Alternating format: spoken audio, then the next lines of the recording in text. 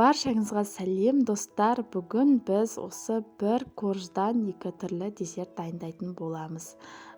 Біріншісі әрине бента торт, қалған корждан трайфл дайындаймыз. Сорпа ішетін кесемен екі корж кесіп алып, оны екіге бөліп, сонымен 4 корж шығады. Енді кремін дайындаймыз. Бүгін сливки туралы айтатын боламын. Біз ауылды жерде тұрғандықтан кейде свет өшіп қалады. Ондай кезде сливкиді қолданбаған жөн. Және де магазинде көбінесе тұрып қалады, свет өшіп қалады. Сондай кезде сливкиді мүлдем қолданбаған жөн. Ондай кезде мүлдем крем шықпайды, сұйық болып қалады, немесе іртік-іртік болып қалады.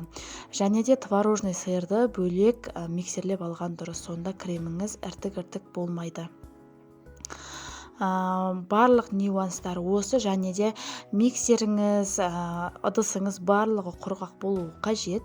Сливки өте капризный болғандықтан тоңазытқыштың ең мұздай жерінде 12 сағат, яғни бір түнге қалдырған дұрыс. Одан кейін қолдана беруге болады. Менің де талай басымнан өткен, талай сливкилерім іріп кетті, крем шықпай қалды. Соңында барлығын өзім неден екен таптым десем де болады. Кремін дайындадық, енді тортымызды жинаймыз, және де пропитка жасаймыз. Пропиткаға су және қант, және де клубничный джемнен 2 қасық қостым, чтоб клубниканың дәмі шығу үшін. Осылай пропитка жасаймыз. Одан кейін біздің кремімізді жағамыз. Екінші слойды да жақсылап пропитка жасаймыз. Және де өте жұқа қылып жағамыз осылай кремді. Одан кейін жан-жағына бортикс дейміз.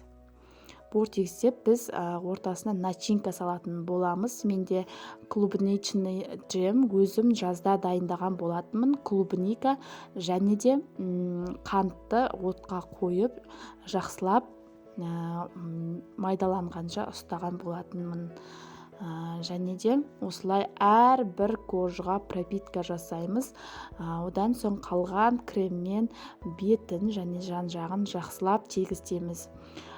Пропитка бізде тортымыз өте сочный болып шығу үшін, өте жұмсақ болу үшін, өте дәмді болу үшін жасаймыз пропитканы. Осылай жан-жағын жақсылап тегістейміз, және де өзіңіздің қалауыңыз бойынша әрлесеңіздер болады. Менде шпатель болған жоқ, сондықтан осындай пышақпен тегістеп шықтым. Енді декорына кірсеміз, бір қасық кремге біреуіне қызыл, біреуіне жасыл қостым. Қызылым розовый болды. Және де осы лайфхакты қолдануды ұмытпаңыздар. Сонда сіздердің кондитерский мешоктарыңыз өте таза және құрғақ күйінде қалады. Одан кейін бір кішкене пышақты алып, және де әр кремді жаққан кезде осылай сүртіп отыруды ұмытпаңыздар. Әйтпесе бір-бірімен араласып кетеді. Осылай мен тортымды осылай әрледім, және де мына жерде таң деп жазудың орнына тан деп қойыппын. Мен английскийге үйреніп қалғам ғой, сонымен ол жағынан кешірім сұраймын. Бізде тортымыз өте сочный, өте дәмді болып шықты. Барлығы қолжетімді заттардан. Және де енді трайфл дайындайтын боламыз. Қалған корждарды жақсылап еземіз. Бұл корж өте құрғақ болғандықтан пропитка жасайды ұмытпаңыздар. Осылай пропитка жасадым. Одан кейін крем жағамыз. Біреуін осылай без ничего жасадым, өйткені балаларым клубника нелерді ұнатпайды, сондықтан без ничего жасауға да болады. Болмаса өзіңіздің қалаған десертіңізді, фруктыңызды қойсаңыз болады. Мен екіншісіне осылай клубника қойдым. Клубника мен шоколад өте керемет үйлеседі. Екеуі ең бетіне крем жағып болған соң бетіне шоколад төсеміз, сонда екеуі өте керемет сочетание болады. Бұл глазурды сүт пен маймен жасауға болады.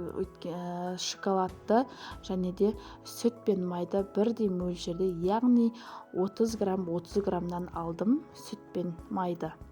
Одан кейін шоколад қостым әрине. Осындай керемет глазур шықты.